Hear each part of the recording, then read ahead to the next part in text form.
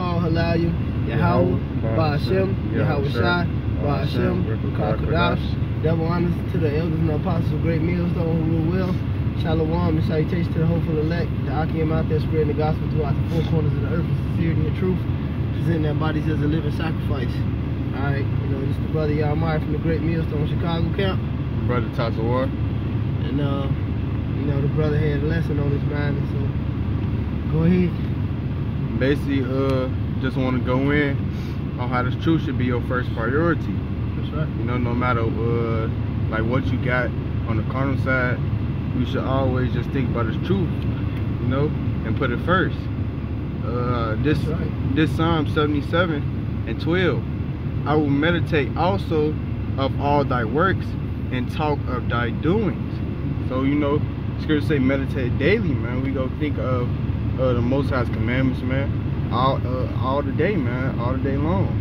We go always think about the Most High, and no matter what's going on, man, or what we had, because we go put this thing first. We go make sure we get to camp, man.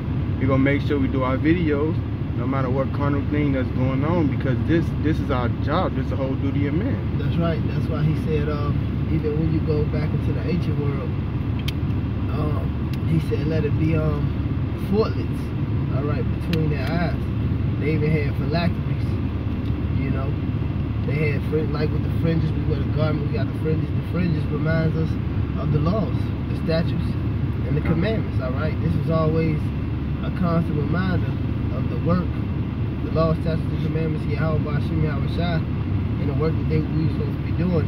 That's why Yahweh Shai said what? He said, seek ye first the kingdom of the Most High and all his righteousness, and all these things shall be added to you, because that's the lady of our life. That's the apple of our eye to do this work.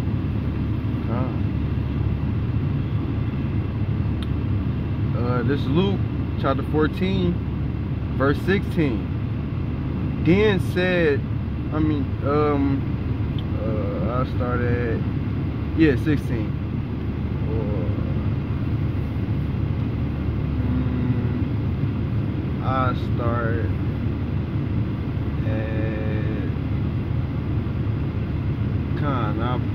I start at 16. It reads, then said he unto them, a certain man made a great supper and bade many, and sent his servant at supper time, and said to them that were bidden, come, for all things are now ready.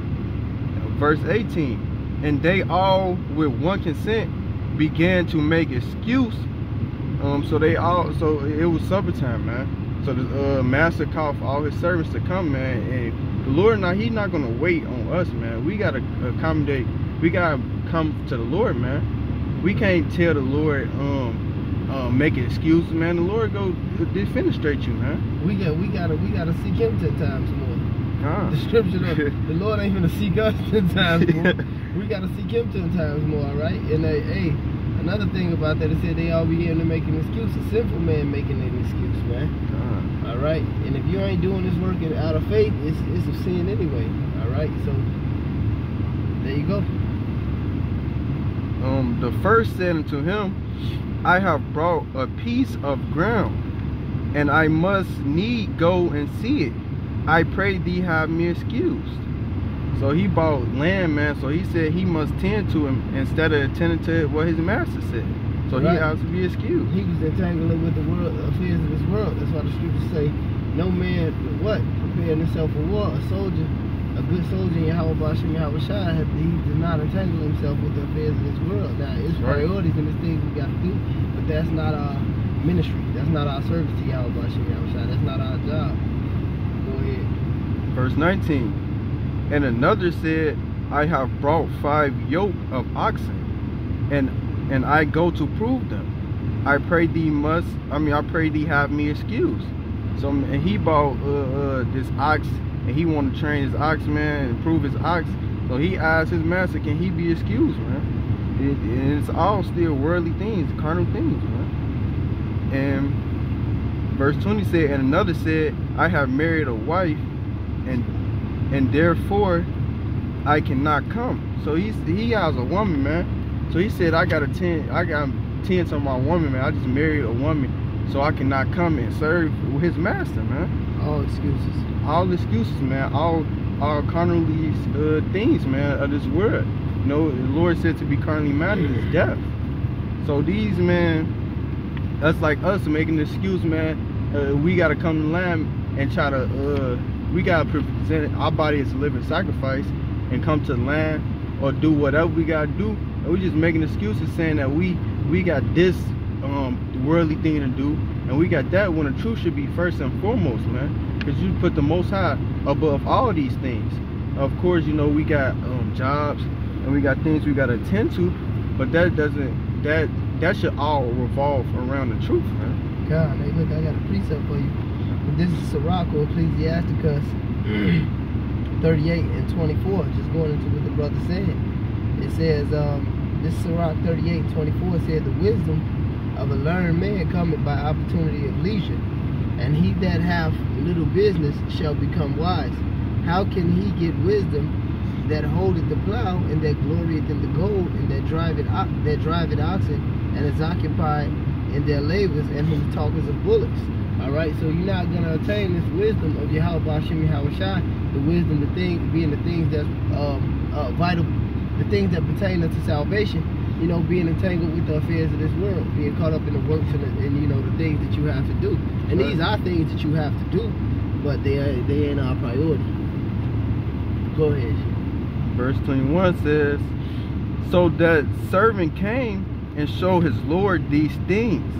Then the master of the house, being angry, said to his servants, go out quickly into the streets and the lanes of the city, and bring in hither the poor and the maimed and the halt and the blind. Verse 22 says, right, because the Lord is dealing with the meek of the earth, man. He said the meek shall inherit the kingdom of heaven. Alright, all those people that they were in the meek estate. Alright, that's why the Lord said that he was found of I don't want to butcher it, but basically the Lord he sent for the meek of the earth. Go ahead. And verse 22 says, and the servant of the Lord, the servant said, Lord, it is done as thou hast commanded, and yet there is room. Verse 23, and the Lord said unto the servant, go out into the highways and hedges and compel them to come in, that my house may be filled. So, man, he basically got rid of these other servants, man, because they wasn't doing their duties. They want to get all these excuses, and that's, the Lord can use anybody, man. They were slack. They was slack, man. Being slack. That's why he said what? He said he'd take his talent. He said that other servants, he would take their talent in that other parable, and he'd give it to a man that's worthy. You know, the one dude hid his talent. The other dude, he flipped it. And the other man, he flipped it as well. But this one dude who hid his talent, and when Yahweh Shem Yahushai gave it to him, you know, and Yahweh Shem Yahushai took that from him and gave to the man who produced the most. He added more to him. To whom much is given, much is required. You know. Verse 24. For I say unto you that none of those men which were bidden shall taste of my supper. So none of those men which had called once, man, shall taste his supper. Basically, shall taste that glory, man. You know. So so none of them, because they were slack, man, and they didn't want to be diligent. Basically, you can compare that to being them diligent, man. They didn't want to be diligent, man. So the Lord didn't let them get, you know, what we don't really deserve, man, but to taste the glory, man, of the kingdom. Verse 25, and there went great multitudes with him, and he turned and said unto them, if any man come to me and hate not his father and mother and wife and the children, and brethren and sister, yea, and his own life, also he cannot be my disciple. Exactly. And is that telling you, oh, to go curse out your mother and your father and your children and to kill yourself? No. It's saying that those things are not your priorities, man. Because here it is, the scripture tell you to honor your mother and father. But if they telling you to don't go out on the line, to eat pork and to commit adultery and, you know, just do your thing, no, you ain't, look, man. No, you put the work of the Lord first. You do what Yahweh Hashem Yahweh told you to do. Right. All that other shit is irrelevant. Go ahead. Verse 27. And it says you, Salaki, one more point, you gotta hate your own self, man. The flesh is weak. That's right. Go ahead. And whosoever doth not bear his cross and come after me cannot be my disciple. Exactly. So we gotta bear the cross. The cross is a burden, man. We gotta present our bodies as a living sacrifice, as Yahweh Shah did, and that's day in and day out. That's why the Apostle Paul said, I die what? Daily. Go ahead. Verse 28. For which of you intending to build a tower sitteth not down first and counteth the cost? You gotta count the cost, man. You gotta be ready for this war. Go ahead. Whether he have significant to finish it. So you gotta think to yourself, man, are you really going to be able to finish this, man? Finish this course, man? You got what it takes. Do you have what it take to go through in the highways and byways with demons, elements, man? It's cold as hell, bro. Cold. It's cold. Like, we've been in this car there in 10 minutes, and I'm just starting to feel my fingers, man. You know, we just left the camp. It's cold as fuck. The elements are bitch right now in Chicago. Right. See if you can deal with that, man. Less happily, after he had laid the foundation and is not able to finish it, all that behold, it began to mock him. Right. Because you lost, you didn't get your crown, you didn't finish the course. It's like a nigga running the race and he passed out in the middle of the race and everybody's still running, man. They gonna mock him, man. Right. That's why I say run that you may obtain. You know? So we're not running a race just to lose, man. We running so we can obtain. We in it to win, Pepper. God.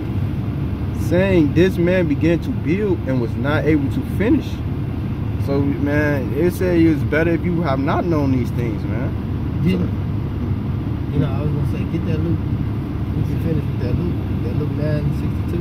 Yeah. If you got, unless you got more to the parable. Nah, that was about it on that one. Get Luke 9 in the last verse, so we can finish on that, because you had made a good point in that parable, man. This Luke chapter 9 verse 62. And Yahweh Shah said unto him, no man having put his hand to the plow and looking back is fit for the kingdom of Yahweh. So man, no man he coming to the truth, man. Then he just not in it to win it, man. He's in it for whatever vain glory or whatever he's in it to, man. He's not worthy for this. And he's gonna fall, man. It ain't gonna stick. It ain't enough conviction behind it. No, he's not worthy for this, man. You gotta be straightforward, immovable, steadfast, man, on this course we going through, man. That's right. And you gotta really want to win, man.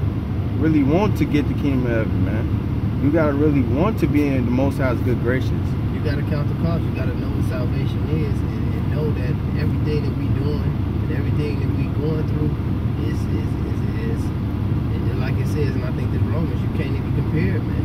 You can't even compare it to the glory that needs to be revealed, man. It give you more motivation and more drive to go to this kingdom to actually understand or have a glimpse of understanding of what the kingdom of heaven is. That's all I want to do. Alright, man, with that being said, call Alalia, Yahweh, Ba'ashem, Yahweh Shai, Ba'ashem, Rakakadash. Devil honors to the elders and apostles of the great millstone and to the hopeful elect. We say endure and shalom.